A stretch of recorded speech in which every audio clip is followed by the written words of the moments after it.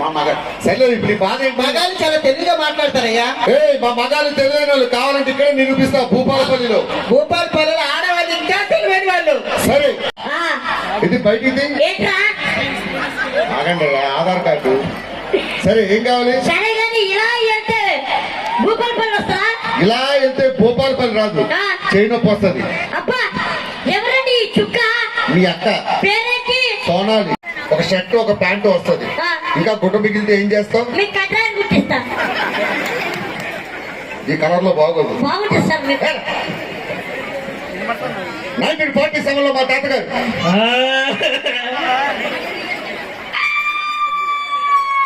ఎవడు అప్పు అడగడు. ఎలాగా? ఎందుకంటే ఈడు అప్పులు చేసుకొని తాగుతుంటాడు. ముఖ్యంగా రెండోది, తాగినవాడి ఇంటికి ఎవడు దొంగతనానికి రాడు. అదేలాగా? ఎందుకంటే ఉన్నవన్నీ ఈడు అమ్ముకొని తాగుతుంటాడు. అది ఎవడో నీకు గ్రీన్ లైట్ కొడుతున్నాడు. పరిధిలో జిల్లా కేంద్రంలో ప్రతి ఒక్క కుటుంబం, కార్మికులు, కర్షకులు, బడుగులు, బలహీన వర్గాలు, అట్టడుగున అనగారినటువంటి పేదలందరూ ఈరోజు వ్యాపారస్తులు, ఉద్యోగస్తులు, నిరుద్యోగ యువత ప్రజలందరికీ కూడా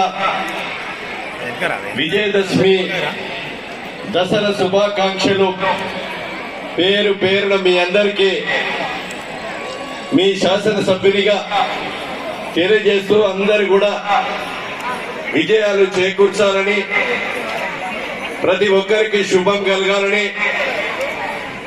ప్రతి ఒక్క కుటుంబం ఆనందంగా ఉండాలని, మన పిల్లలు కూడా మంచి భవిష్యత్తు ఎదగాలని,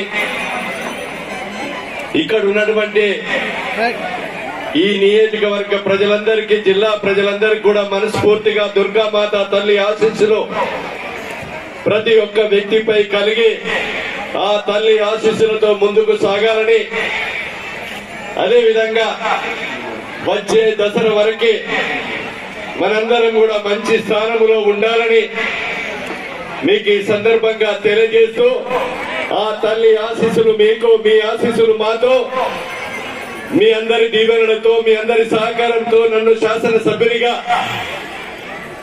ఎన్నికైనా ఎదిగిన కొద్ది ఒదగాలని, నిజాయితీని కాపాడాలని, అవినీతిని, అక్రమాలను తొక్కాలని ఆ తల్లిని నేను వేడుకుంటున్నా. నిజాయితీగా పనిచేసి ఈ నియోజకవర్గ ప్రజలు 1,30,000 ఓట్లు ఏ రకంగా ఇచ్చారో మీ అందరి గుండెల్లో నిలపాలని, ఆ తల్లి ఆశీస్సులు ఈ ప్రభుత్వంపై కలిగి ముఖ్యమంత్రి మంత్రులతో కొట్లాడి ఈ రాష్ట్రంలోనే ఈ నియోజకవర్గాన్ని మొదటి స్థానంలో ఉంచాలనే ఒక నాకు తపన, నా యొక్క ఆవేదన. అందులో భాగంగానే ఈ నియోజకవర్గానికి అనేక సంక్షేమ పథకాలు తీసుకొస్తున్నాను. 1 సంవత్సరం తర్వాత అవి ఆచరణలో, పనిలో చూపెడతారని మీకు ఈ సందర్భంగా నేను తెలియజేస్తున్నాను. నిజాయితీగా, అవినీతికి తావు లేకుండా ఈ రోజు నేను ఎన్నికల ముందు చెప్పాను, ఈ నియోజకవర్గ సమస్యలో పేదవారి కష్టం నా వృత్తి, వ్యాపారం అని చెప్పా.